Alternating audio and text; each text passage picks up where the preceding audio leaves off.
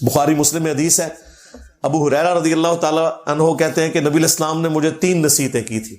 Number 1، مہینے میں 3 روزے ضرور رکھنا، کوئی سے 3 دن، بہتر ہے اس میں ایام 20، 13، 14، 15۔ نمبر 2، اشراق کی نماز، اشراق کہہ لیں، چاشت کہہ لیں، دوحہ کہہ لیں، یہ سارے ایک ہی نماز، اوابین بھی اسی کا آیا ہے۔ صحیح مسلم میں اوابین کا لفظ بھی ہے اس نماز کے لیے، جو سورج بلند ہونے کے بعد پڑھی جاتی ہے۔ اور تیسرا فرمایا رات کو سونے سے پہلے وطر پڑھ لینا۔ ویسے افضل تو ہے آخری پہر میں پڑھنا، لیکن جس کے لیے آسانی ہے، جو یہ سمجھتا ہے کہ میرے لیے آخری وقت میں اٹھنا مشکل ہے، تو وہ رات کو وطر پڑھ کے سوئے۔ تو حضرت ابو ہریرہ کہتے ہیں نبی علیہ السلام نے مجھے 3 کاموں کی وصیت کی تھی، ان میں بھی 3 روزوں کا ذکر موجود ہے۔ یہ حدیث بخاری مسلم دونوں میں ہے۔ اچھا، اب 15 شعبان کا جو روزہ ہے نا، اس کے بارے میں بھی ایک حدیث ہے، وہ بخاری اور مسلم دونوں میں حدیث ہے۔ نبی علیہ السلام نے ایک صحابی سے پوچھا، کیا تم نے سرر شعبان کا روزہ رکھ لیا؟ ان کا نہیں یا رسول اللہ۔ فرمایا پھر اب شوال کے مہینے میں 2 روزے رکھنا، تو اگر تم نے سرر شعبان کا روزہ نہیں رکھا۔ اب یہ سرر شعبان کا روزہ کون سا ہے؟ ظاہر نبی علیہ السلام کی حدیث بخاری مسلم میں، اب علماء سے پوچھیں یہ کون سا روزہ ہے جس کا ذکر ہو رہا ہے سرر شعبان؟ سرر عربی زبان میں کنارے کو بھی کہتے ہیں اور سینٹر کو بھی کہتے ہیں، ہالو چیز کو۔ اس سے مراد کنارے کے روزے بھی ہو سکتے ہیں، لیکن وہ تو بخاری مسلم میں حدیث ہے کہ نبی علیہ السلام نے فرمایا کوئی بھی شخص جب رمضان شروع ہونے میں 2 دن رہ جائیں تو وہ روزہ نہ رکھے، یعنی وہ رمضان کو پروٹوکول دے کہ رمضان سے پھر روزے سٹارٹ کرے، سوائے اس شخص کے کہ جو پورا مہینہ روزے رکھ رہا ہو، اس کے لیے آپ علیہ السلام نے اجازت دی۔ اسی طریقے سے جامع ترمذی میں حدیث ہے کہ نبی علیہ السلام نے فرمایا کہ جب نصف شعبان گزر جائے تو کوئی شخص روزہ نہ رکھے۔ تو اس سے یہ بھی پتہ چل گیا کہ وہ آخری سرا بھی نہیں ہو سکتا، آخری 15 دن بھی نہیں ہو سکتے۔ تو یہ سرر شعبان کیا ہے؟ تو صحیح مسلم میں ایک اور حدیث ہے، اتنی حدیث تو بخاری مسلم دونوں میں تھی کہ سرر شعبان کا روزہ رکھو۔ مسلم میں، امام مسلم میں ایک اور حدیث لے کے آئے، اس میں پتہ کیا الفاظ ہے کہ نبی علیہ السلام نے فرمایا اس مہینے کے سرہ کا روزہ رکھا ہے تم نے، ناف کا، سرہ کہتے ہیں ناف کو۔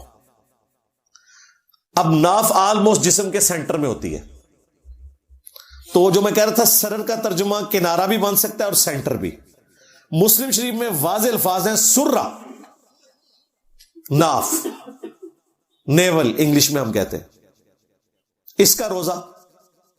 تو یہ جو ناف کا روزہ ہے یہ 15 شعبان کا روزہ ہی بنتا ہے۔ اور عموماً تو میں نے آپ کو کئی احادیث بتا دی ایام 20 کے روزوں سے متعلق کہ نبی علیہ السلام تو 13، 14، 15، خواہ وہ شعبان کی ہو، خواہ وہ شوال کی ہو یا اور کسی مہینے کی، یہ 3 روزے تو آپ نے رکھنے تھے اور وہ آپ کی روٹین تھی، خاص سفر ہو، حضر ہو۔ 15 شعبان کا روزہ ویسے بھی عمومی سنت میں بھی آتا ہے، لیکن اسپیسیفکلی بخاری مسلم کی جو احادیث ہیں اس پہ گواہ ہیں کہ سرر شعبان یا سرہ کا روزہ 15 شعبان کا نبی علیہ السلام نے تلقین فرمایا کہ یہ رکھنا ہے، یہ 15 شعبان کا روزہ بنتا ہے۔ اس روزے کا شب برات کے روزے سے کوئی تعلق نہیں ہے، ان 2 چیزوں کو مکس نہیں آپ نے کرنا۔ جس طرح وہ آیت ادھر سے اٹھاتے ہیں، حدیث ادھر سے اٹھاتے ہیں، پھر اس کو جوڑ کے رزلٹ نکالتے ہیں، اور دونوں طرف پھر ایکسٹریم رویے ہیں۔ جب ہم اہل حدیث کو قائل کرتے ہیں، حالانکہ خود انہوں نے ترجمے کیے ہوئے ہیں، وہ کہتے ہیں نہیں نہیں، اس سے تو پھر بریلوی 15 شعبان کا روزہ نکال لیں گے۔ بھئی ان کو چھوڑیں، آپ اپنی بات کریں۔ وہ تو کل کو آپ پھر مسلم کی حدیث کا انکار کر دیں گے کہ نبی علیہ السلام نے اپنی پیدائش کی خوشی میں روزہ رکھا کہ جی وہ بریلوی کہیں گے جی میلاد منانا ثابت ہو گیا۔ تو ثابت ہے نا یار، اس میں کون سا مسئلہ ہے؟ جو قرآن و سنت میں آیا اس کو مانو اور جتنا آیا مانو۔ بریلوی بھی یہ نہ کریں کہ وہ سرر شعبان یا سرہ کا روزہ لے کے تو وہ کہیں جی شب برات کا روزہ ثابت ہو گیا۔ بھئی اس طرح کرنے سے روزے نہیں ثابت ہوتے۔ جتنی بات ہے ہم اس کو مانتے ہیں، ایکسپٹ کرتے ہیں اور پوری ایمانداری کے ساتھ اسے پبلک کے سامنے رکھتے ہیں۔ لہذا اگلی اتوار اور سوموار کی درمیانی رات، یعنی یہ بنے گی 18 اور 25 فروری 2024 کو، جب 25 فروری گزر جائے گا تو وہ رات آ جائے گی، یعنی 26 کا روزہ بنے گا، 26 فروری کا 2024 کے اندر، 15 شعبان المعظم 1445 ہجری۔ تو یہ روزہ خود بھی رکھیں، گھر والوں کو بھی رکھوائیں، اس اعتبار سے کہ نبی الاسلام نے اس کی ترغیب دلائی ہے۔ اور دیکھیں کس حد تک ترغیب ہے کہ اس میں آگے الفاظ ہیں کہ اگر تم نے نہیں رکھا تو شوال میں 2 روزے اس کے بدلے میں رکھنا۔ تو وہ بعض اہل حدیث جو ماننے کے لیے تیار نہیں، وہ کہتے ہیں نہیں، اس سے مراد وہ 3 روزے تھے نا، وہ نہیں رکھے تھے، تو آپ نے فرمایا کہ چلو شوال میں رکھ لینا۔ بھئی اگر 3 کے بدلے ہوتا تو پھر حضور کہتے 3 روزے رکھو، 2 کا ذکر کیوں ہے؟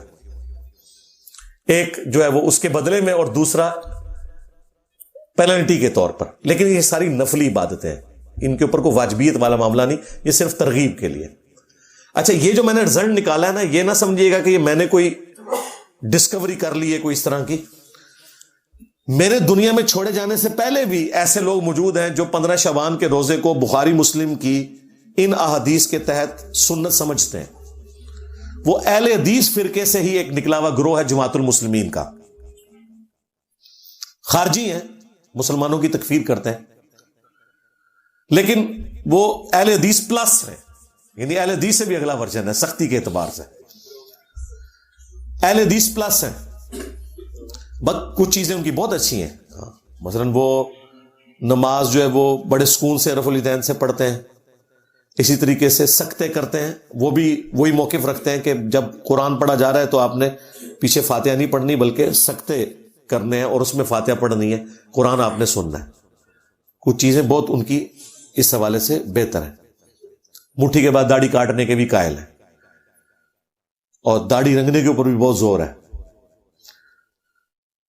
اس معاملے میں ان کا بھی یہی موقف ہے کہ سرر شعبان کا جو روزہ بخاری مسلم میں آیا ہے، یا سرہ کا، اس سے مراد 15 شعبان کا روزہ ہے، اور وہ اس چیز کا اہتمام کرتے ہیں۔ بہتر تو یہ ہے کہ شعبان میں جتنے روزے آپ رکھ سکتے ہیں رکھیں، 13 14 15 3 روزے رکھ لیں۔